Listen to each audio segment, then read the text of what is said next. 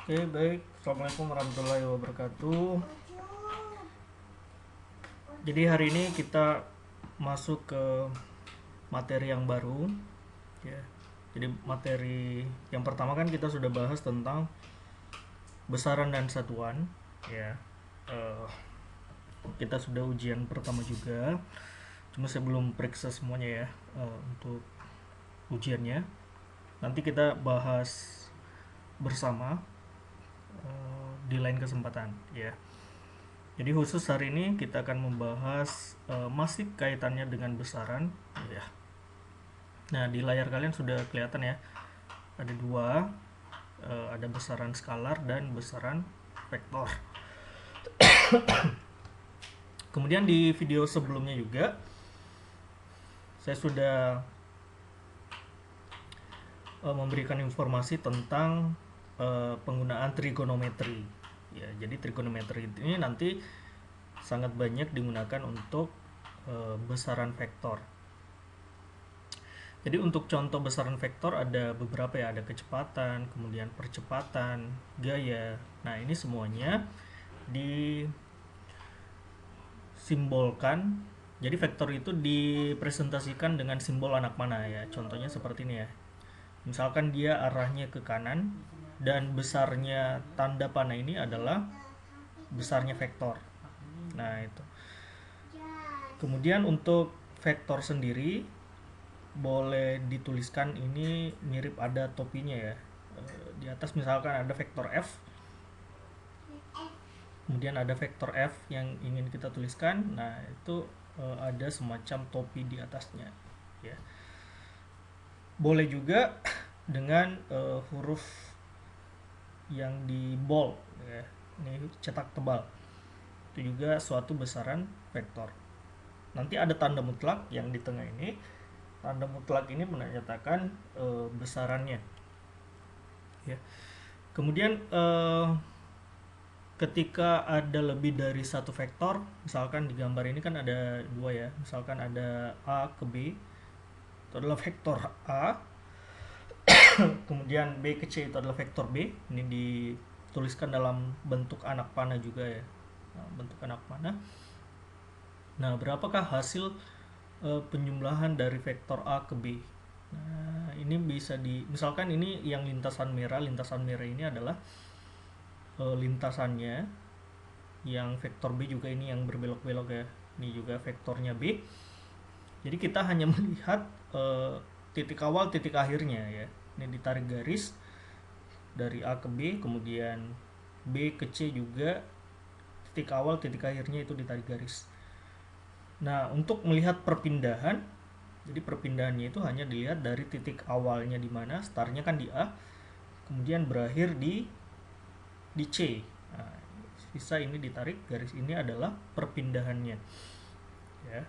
Kalau yang gambar kedua ini yang di bawah, ini gambar yang sudah disederhanakan.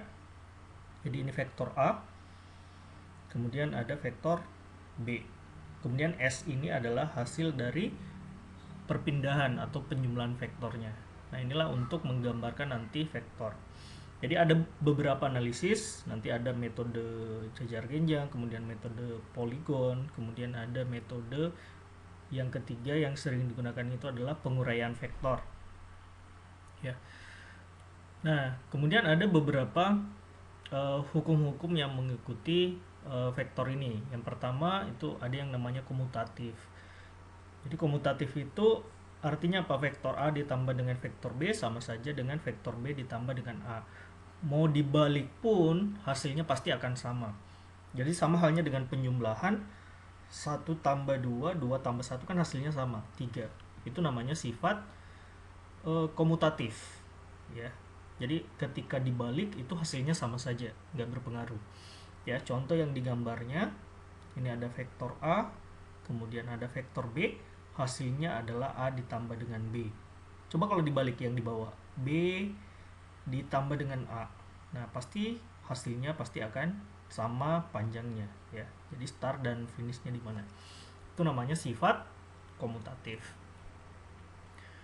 Kemudian yang kedua asosiatif. Jadi asosiatif ini boleh misalkan ketika A ditambah B duluan ya, kemudian ditambah dengan C, pasti hasilnya akan sama ketika B kita tambah duluan, B tambah C itu ditambah dengan vektor A ya, itu hasilnya juga sama. Ini namanya asosiatif ya. Coba lihat yang gambar sebelah kiri. Nah, ini ada vektor A ya, vektor A sendiri kemudian ditambahkan dengan vektor B tambah C. Nah, panjangnya hasilnya sama ya, A ditambah B ditambah dengan C. Atau yang sebelah kanan ya, A ditambah B duluan ya, kemudian ditambahkan dengan vektor C. Nah, saya yakin ini panjangnya sama ya, jadi hasilnya pasti akan sama, arahnya juga sama. Kemudian kalau kita buat sendiri-sendiri ya, A ditambah B duluan. Nah, ini A ditambah B, hasilnya adalah yang warna hijau ini, itu adalah A ditambah B ya, kemudian ditambahkan dengan C, A ditambah B, hasilnya sudah ada, kemudian kita tambahkan C. Nah, ini vektornya sama ya, A ditambah B kemudian ditambahkan dengan vektor C sendiri, itu adalah sifat asosiatif ya. Kemudian vektor B, ketika ada dua vektor yang ditambahkan tapi nanti di sini ada pengurangan ya, jadi vektor B ditambah dengan min B itu hasilnya sama dengan 0. Maksudnya gimana? Ketika B arahnya ke kanan, berarti vektor min B itu arahnya 180 derajat ya, artinya berbalik arah. Nah, ini yang dinamakan dengan min B ya. Jadi saya ulangi, ketika B arahnya ke kanan dan berarti vektor min B arahnya 180 derajat berkebalikan ya. Nah, di sini adalah vektor min B. Jadi ketika vektor B ditambah dengan min B itu pasti hasilnya sama dengan 0 ya. Jadi itu adalah ketika ada vektor yang berlawanan dan besarnya sama, pasti hasilnya itu akan sama dengan 0. Jadi ibaratnya misalkan ada orang yang tarik tambang, arahnya ke kanan, yang satu arahnya ke kiri, tetapi kekuatannya sama ya. Jadi resultannya pasti sama dengan 0. Kemudian kita masuk ke penyumlahan. Jadi penyumlahan vektor itu ada beberapa metode. Ada yang menggunakan jejar genjang. Jejar genjang ini misalkan ada dua vektor di sini ya, vektor A dan vektor B. Kalau min A itu berarti 180 derajat kebalikan dari vektor A. Nah, bagaimana menjumlahkan vektor A? Kita ingin jumlahkan dengan vektor B dengan metode jejar genjang ya. Jadi yang pertama yang harus kita lakukan adalah kita pindahkan dulu vektor A ya. Jadi ulangi, yang ini adalah titik pangkal yang ini, kemudian yang ujungnya A ini adalah ujung ya. Kemudian kita himpitkan pangkal daripada vektor B ini ke pangkal vektor A ya. Jadi pangkalnya itu ketemu dengan pangkal untuk vektor B ya. Kemudian A ini kita proyeksikan seakan-akan itu berada di ujungnya B ya, ini garisnya, ini seakan-akan vektor A ini saya pindahkan.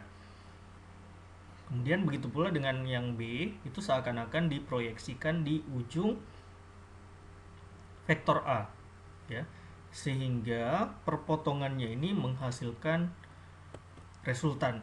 Nah, inilah adalah resultan A ditambah dengan B ya. Jadi saya ulangi, jadi untuk metode jejar genjang ini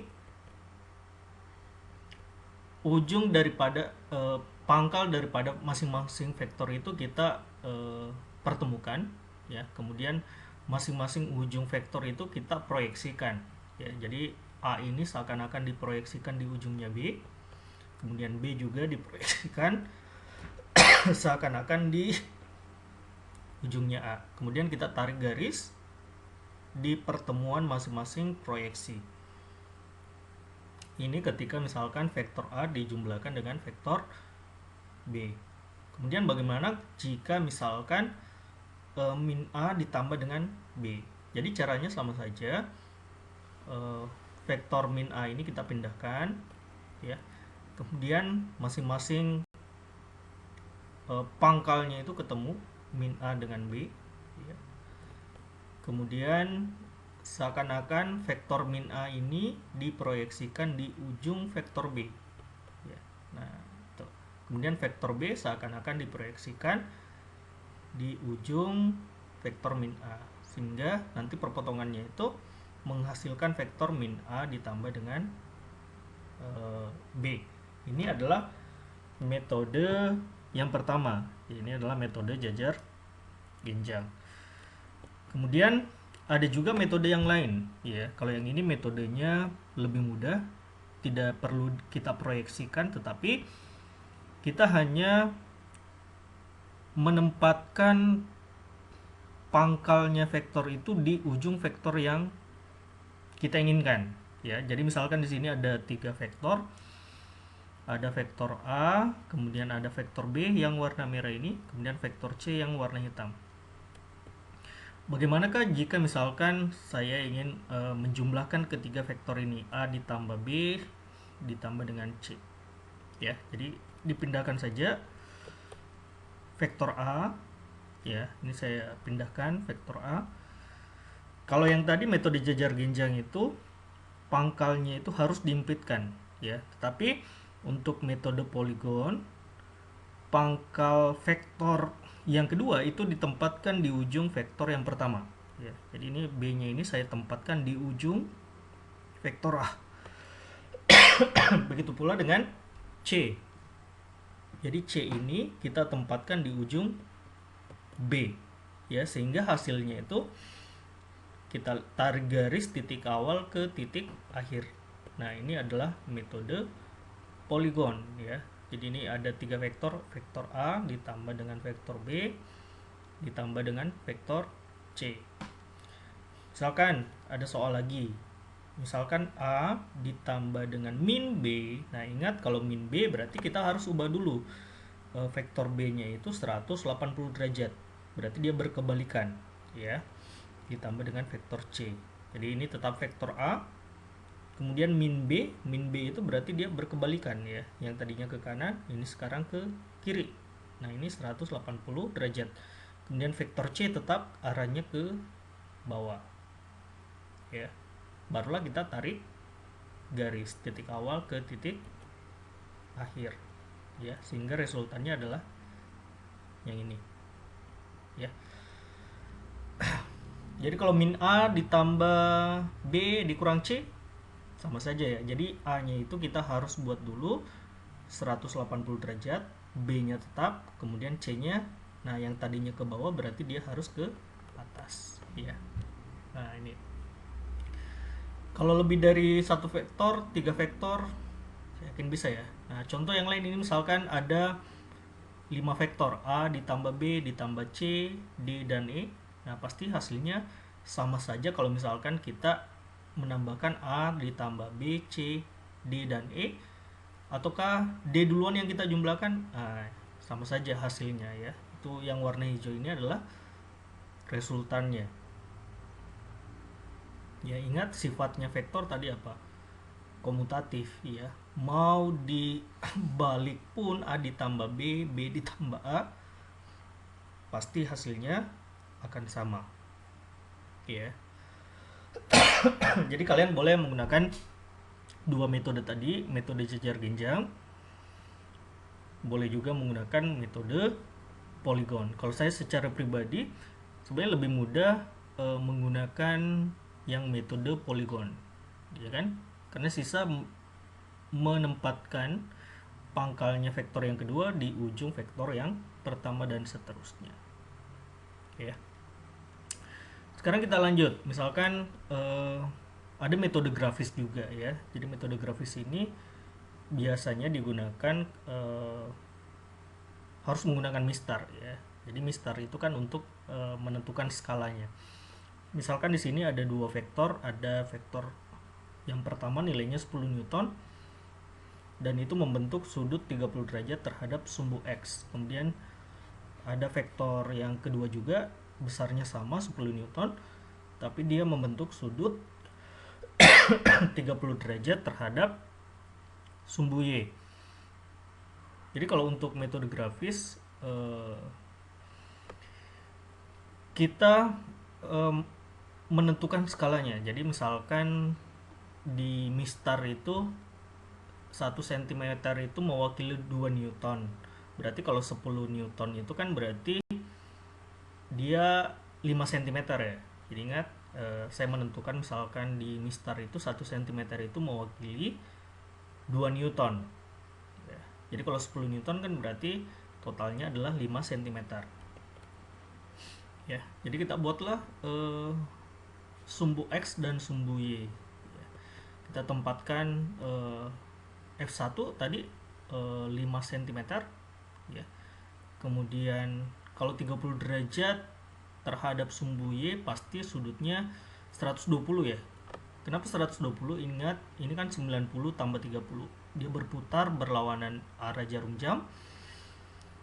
Ya. 90 tambah 30 itu 120 derajat. Jadi kalau kita tarik garis di sini, nah ini membentuk 90 ditambah 30 ya. Barulah kita menghitung berapakah panjang akhirnya. Nah inilah kita tarik garis ya. Ternyata ini didapatkan 5 akar 2 cm. Ini adalah metode yang ketiga, ini adalah metode grafis. Jadi kita seakan-akan membuat suatu skala ya terhadap mistar. Kemudian ada juga penjumlahan kosinus. Ya. Jadi penjumlahan kosinus di sini ketika misalkan ada dua vektor, kemudian dua vektor ini membentuk sudut tertentu. Ya, jadi misalkan ada vektor F1 kemudian ada vektor F2. Antara vektor F1 dan F2 ini dia membentuk sudut sebesar theta. Nah, berapakah nilai R-nya? R-nya ini adalah yang di samping ya. Jadi boleh menggunakan persamaan ini. Untuk aturan kosinus, jadi kita menggunakan persamaan ya. V1 pangkat 2 ditambah dengan V2 pangkat 2 ditambah 2 kali V1 kali V2 dikali dengan cos theta. Jadi contoh misalkan V1-nya ini 10, V2-nya juga 10. Berarti di sini V1-nya adalah 10 pangkat 2 ditambah dengan 10 pangkat 2 ditambah 2 dikali 10 dikali dengan 10 lagi. Nah, kemudian sudutnya. Nah, ingat yang di pembelajaran sebelumnya saya sudah mengajarkan beberapa sudut istimewa ya. Mulai dari 0 derajat, 30 derajat, 45 sampai 90 derajat. Jadi kalau di sini misalkan dia membentuk sudut 90 derajat, berarti cos yang dimaksud cos tetanya adalah cos 90. Cos 90 nilainya berapa? Cos 90 kan nilainya 0 ya. Berarti yang hasil kalinya ini sudah pasti nilainya 0. Ya. Sisa berarti V1 pangkat 2 ditambah dengan V2 pangkat 2. Ini adalah penjumlahan vektor menggunakan aturan kosinus ya. Jadi ini bisa digunakan kalau vektor yang satu dengan vektor yang lain itu ditentukan sudutnya berapa ya, itu sudah ditentukan. Nah, kemudian yang paling penting untuk vektor itu adalah komponen vektornya ya. Jadi misalkan ada vektor ya yang warna merah ini jadi sudut itu selalu patokannya terhadap sumbu X ya, positif. Jadi kalau misalkan nanti sudutnya diketahui terhadap sumbu Y, berarti kita selalu memindahkan sudutnya itu terhadap sumbu X ya. Jadi saya ulangi, komponen vektor itu nanti ada dua ya, ada komponen X-nya, kemudian ada komponen Y. Jadi untuk mencari komponen X dan komponen Y, selalu perhatikan sudutnya. Sudutnya itu mulainya dari mana? Kita selalu patokannya adalah terhadap sumbu X positif ya, yang ini adalah sumbu X positifnya ya, ini sudutnya. Nah itu yang pertama. Ini adalah komponen X. Komponen X itu coba perhatikan, ini mirip dengan aturan kosinus yang saya ajarkan kemarin ya, yang trigonometri. Komponen X itu dia berdekatan dengan sudut. Ini dekat dengan sudut ya, kalau dekat dengan sudut pasti dia dikalikan dengan cos theta nantinya. Kemudian komponen Y itu adalah yang depannya. Jadi yang depannya ini adalah komponen Y ya.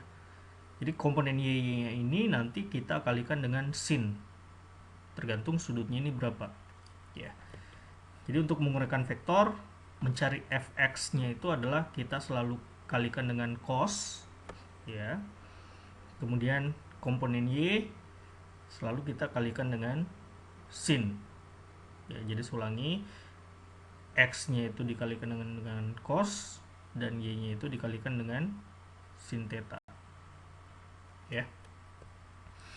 Contoh misalkan yang ini contoh ya, misalkan ini 10 Newton dan membentuk sudut 30 derajat ya, berarti komponen X nya berarti 10 dikali dengan cos 30. Ingat kemarin cos 30 berarti 1/2 akar 3 ya, berarti 10 dikali dengan 1/2 akar 3 dapatnya 5 akar 3 Newton ya. Kemudian untuk komponen Y berarti 10 dikali dengan sin 30. Sin 30 nilainya adalah 1/2.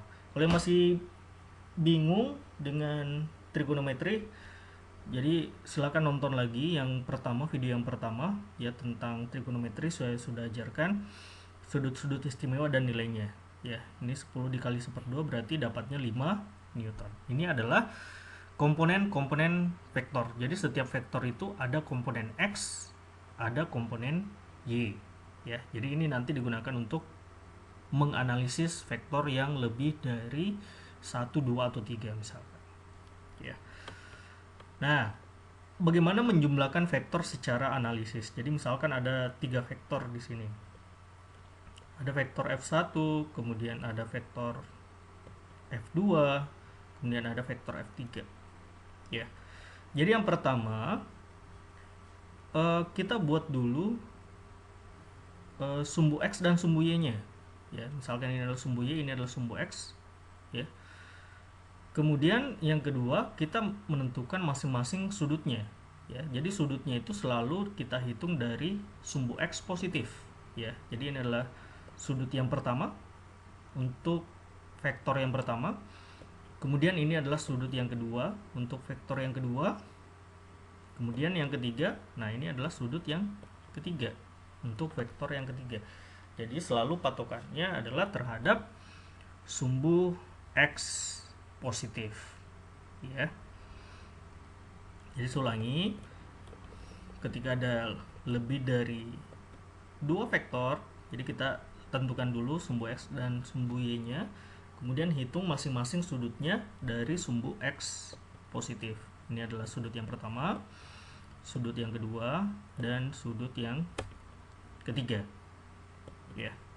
Kemudian setelah kita menentukan sudutnya, kita uraikan satu persatu komponen X dan komponen Y nya ya. Ini adalah komponen X untuk vektor yang pertama, kemudian ini adalah vektor komponen Y untuk vektor yang pertama ya. Kemudian kita uraikan lagi yang vektor yang kedua, ini komponen X nya, dan ini adalah komponen Y untuk vektor yang kedua. Yang terakhir, ini komponen X untuk vektor yang ketiga, dan ini adalah komponen Y untuk vektor yang ketiga.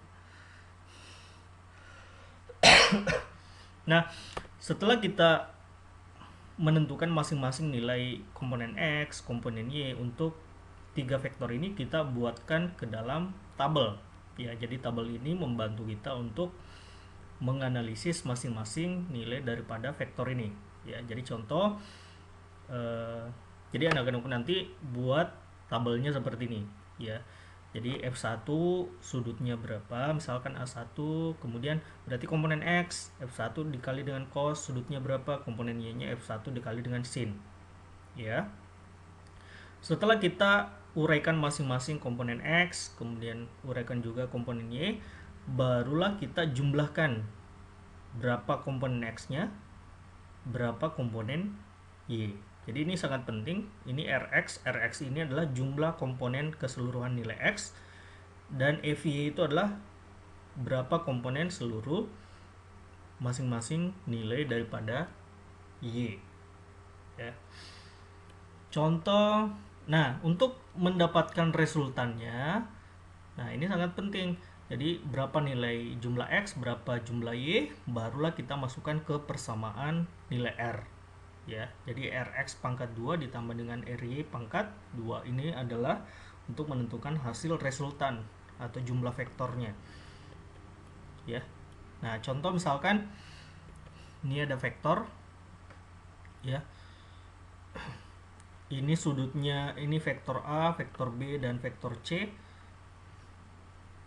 Ya. Tapi ini sudutnya 60 derajat.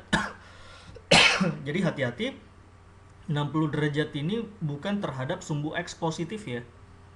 Jadi harus tarik garis ini dari sumbu X positif. Begitu pula dengan komponen C. Ya. Jadi uraikan setiap vektornya ini. Nanti ketika misalkan ada soal menentukan arahnya, untuk persamaan arah itu kita menggunakan arcus tan theta. Di sini nanti saya ajarkan bagaimana menentukan arcus tan theta di kalkulator ya. Jadi memang ini harus menggunakan kalkulator. Itu adalah Ry per Rx. Nah, contoh ya. Ini vektor A ya. Jadi vektor A ini kita analisis pada tabel. Jadi A ini adalah nilainya 20 satuan, B nilainya 20 satuan juga, C itu 40 satuan. Kemudian sudutnya. Kalau A memang kita lihat dari gambar, A ini sudutnya adalah 30 derajat. Ya, dari sumbu X positif. Jadi nggak ada masalah. Ya. Kemudian vektor B ini kalau dihitung dari sumbu X, dia sudutnya berapa? Coba ini 30 tambah 90, ini sebenarnya 30 lagi di sini. Ya kan? Kan dihitung dari sini sampai di sini. 30, ini kan sudah 90 sebenarnya. Ini 90 tambah 30 berarti 120 derajat. Ya. Kalau yang vektor C, yang ini ke sini sudah 180 ya. Ini 180 karena lurus. Ditambah 45. Nah, ini ditambah 45 berarti 180 tambah 45 didapatlah 225 derajat. Ya. Jadi lihat sudutnya ini tidak mengikuti tadi gambarnya ya. Nah, ingat ini sangat penting. Jadi sudut itu dihitung dari sumbu X positif ke vektornya ya. Jadi sudutnya B dihitung dari sini ke vektor B. Yang sudutnya C dihitung dari sumbu X positif. Berlawanan arah jarum jam ya. Berlawanan arah jarum jam ke vektor C berarti 225 derajat. Barulah kita masukkan ke tabel. Ya, analisis pada tabel. 20, ingat komponen X dikali dengan cos. Berarti cos 30 tadi nilainya 1/2 akar 3. Dapatlah 10 akar 3 untuk komponen X pada vektor A. Kemudian vektor Y-nya ingat dikali dengan sin. Sin 30 kan 1/2. Jadi 20 dikali dengan 1/2 dapatlah 10 Newton. Kalau yang vektor B untuk 120 derajat, nah ingat, jadi saya sudah mengajarkan juga kuadran ya. Memang di sudut istimewa itu tidak ada 120 derajat, tapi saya sudah mengajarkan kalau 120 derajat itu setara dengan nilainya sin berapa ya. Itu kan setara dengan sin 60 derajat ya. Jadi kalau cos 60 kan berarti dia 1/2. Tapi cos itu di kuadran kedua bernilai negatif. Makanya di sini dapat nilai negatif 10 ya. Berarti kalau sin 60 1/2 akar 3 di kuadran kedua dia positif ya. Jadi komponen Y-nya adalah 10 akar 3. Nah, kalau 225 semua 225 itu dia setara dengan 45 derajat ya, dia berada di kuadran ketiga. Di kuadran ketiga itu sin dan cos semuanya bernilai negatif ya. Kayaknya di sini dapat 20 akar 2, di sini juga 20 akar 2. Nah, untuk menjumlahkan nilai x dan nilai y, jadi untuk akar itu memang tidak bisa kita jumlahkan secara langsung. Misalkan akar 2 ditambah akar 3, akar 5 itu salah ya. Jadi akar 3 itu ada nilainya sendiri, akar 2 juga ada nilainya sendiri. Jadi kalau kalian buka kalkulator, akar 2 itu nilainya 1,4, akar 3 itu 1,7. Berarti 10 akar 3 itu berarti artinya 10 dikali dengan 1,7. Ya, berarti ini nilainya 17.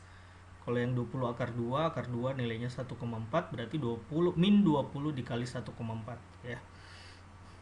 Nah, sehingga bisa dijumlahkan resultannya.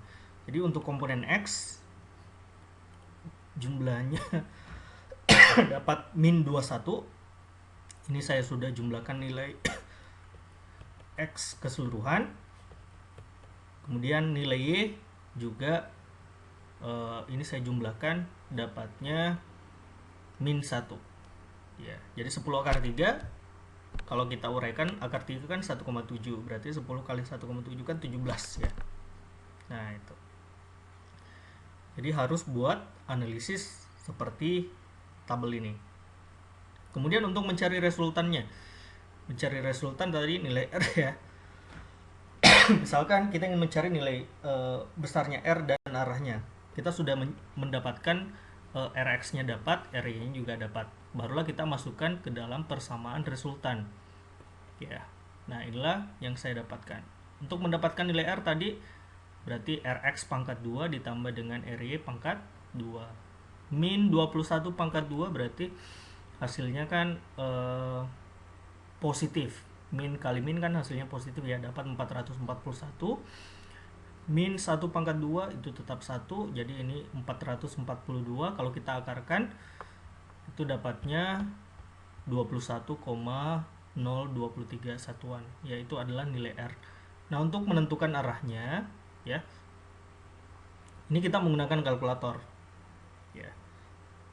Di kalkulator itu saya ajarkan di sini min 1 dibagi dengan min, untuk mendapatkan arah tan. Di sini kita ingin mencari sudut berapa yang dihasilkan ya.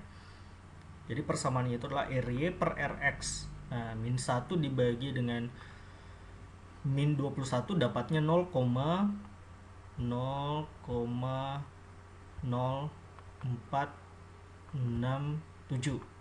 Ya, ini yang didapatkan dari min 1 dibagi dengan min 21.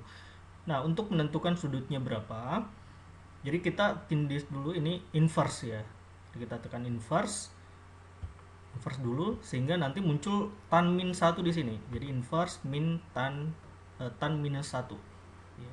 Jadi saya ulangi, tekan inverse kemudian tan minus 1. Nah, dapatlah 2,673 ya. Inilah sudutnya. Jadi sama dengan misalkan kita ingin mencari berapakah sin dari 0,5 ya kan. Jadi inverse daripada sin ini. Sin tadi ya, saya ulangi, 0,5.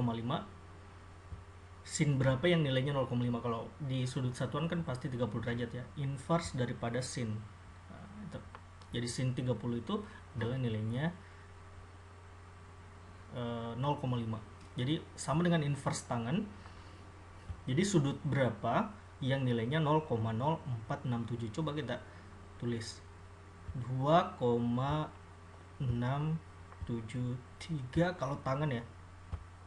Nah, nilainya 0,0466.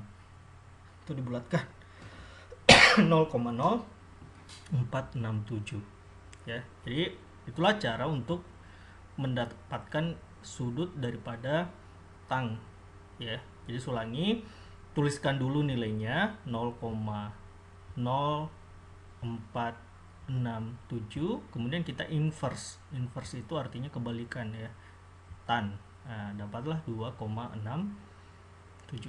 Jadi nanti ada tan min 1, itu artinya arcus tangen ya. Jadi sudut berapa yang menghasilkan 0,0467.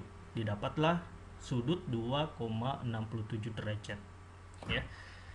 Nah, itulah cara menganalisis vektor untuk analisis ya. Jadi untuk pertemuan pertama untuk vektor yang saya tekankan itu adalah analisis vektor ya. Nah, itu. Yang pertama adik-adik yang harus lakukan adalah apa? Tentukan dulu sudutnya ya. Jadi saya rangkum dulu. Jadi tentukan sudutnya. Dihitung dari komponen X, sumbu X positif ya, kemudian uraikan masing-masing komponennya. Habis itu kita jumlahkan ya. Berapa? Barulah kita mencari resultan. Ya. Nah, itu. Mungkin pertemuan kali ini sampai di sini saja ya. Tapi sebelumnya saya berikan tugas ya, dan ini harus dikumpulkan di WA ya. Harus dikumpulkan. Soalnya adalah ini, hanya satu nomor. Dan ini saya sudah tentukan masing-masing sudutnya ya. Jadi ada 3 buah vektor masing-masing 2 Newton, 5 Newton dan 20 Newton. Jadi 20 Newton ini membentuk sudut 60 derajat, yang 5 Newton 150 derajat, dan 20 Newton ini 315 derajat terhadap sumbu X. Jadi adik-adik tidak perlu menghitung sudutnya, saya sudah menentukan ini terhadap sumbu X positif 60 derajat, 150 derajat, dan 350 derajat. 315 ya derajat. Nah, yang kalian harus cari apa? Gambarkan ya masing-masing arahnya. Yang kedua, komponen-komponen vektornya, komponen X, komponen Y. Kemudian yang ketiga, analisis vektornya bagaimana. Jadi buat tadi vektor, sudut, kemudian komponen X, komponen Y. Kemudian tentukan resultan dan arahnya ya.